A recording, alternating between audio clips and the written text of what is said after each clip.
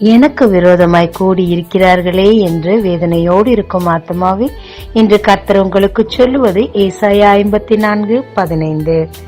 எவர்கள் உனக்கு விரோதமாய் கூடுகிறார்களோ அவர்கள் உன் பட்சத்தில் வருவார்கள். ஏசப்பாக்கு விரோதமாக கூட்டம் கூடி வந்தவர்களில் மல்கூசும் ஒருவர்.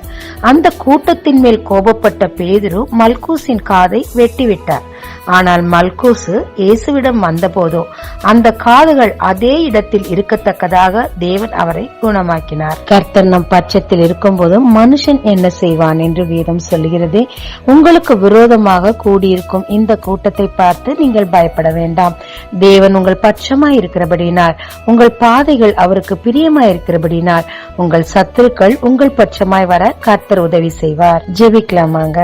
தேவரீர், எனக்கு விரோதமாய் வந்திருக்கும் இந்த கூட்டத்தை பார்த்து நான் பயப்படாமல் நீர் என் பட்சமாய் இருக்கிறீர் என்பதை விசுவாசித்து உம்மை சார்ந்து கொள்ள கிருபை தாரும். இயேசு மூலம் பிதாவே, ஆமென். இயேசு கிறிஸ்துவின் நாமத்தில் இந்த நாளில் உங்களை ஆசீர்வதிக்கும் ஜீசஸ் விஷன்.